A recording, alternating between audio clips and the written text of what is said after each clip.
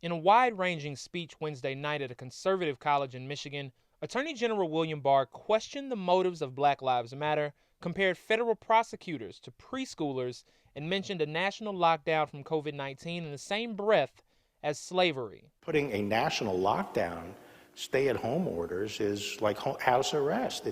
Other than slavery, which was a different kind of restraint, this is the greatest intrusion on civil liberties in American history. On Thursday morning, Congressman Jim Clyburn, a Democrat from South Carolina, responded. I think that statement by Mr. Barr was the most ridiculous, tone-deaf, god-awful things I've ever heard. It is incredible the chief law enforcement officer in this country would equate human bondage to expert advice.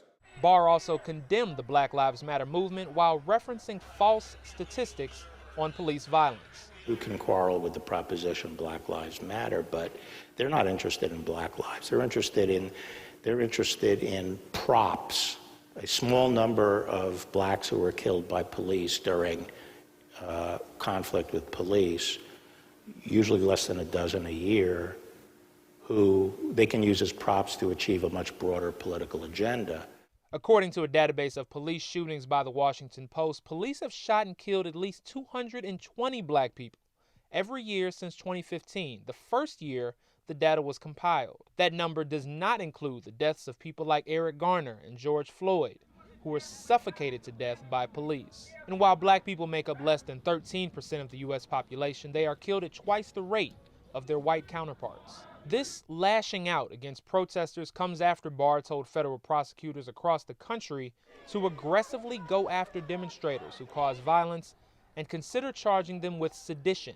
As part of Barr's prepared remarks, he went after his own prosecutors in the Justice Department, calling them headhunters who are consumed with taking down their own target. And then he said this. Name one successful organization or institution where the lowest level employees' decisions are deemed sacrosanct. They aren't. There aren't any.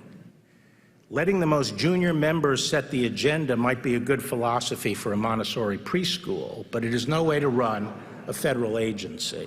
Barr has received lots of criticism for stepping in on multiple DOJ investigations in what critics called an effort to protect President Trump's allies. Barr undercut the sentencing recommendation for President Trump's friend and advisor Roger Stone over the objection of 4 DOJ prosecutors handling the case. Former high-ranking DOJ officials came to the defense of career prosecutors in reaction to Barr's statement. Obama's AG Eric Holder called Barr, quote, dangerous, and his comments absurd, adding, when I was at DOJ, regardless of my ultimate authority, I saw the career staff as trusted colleagues, not preschoolers. A former Trump appointee to the Justice Department, Jody Hunt, also spoke out, saying it's, quote, not accurate to suggest that career officials are less experienced than political appointees.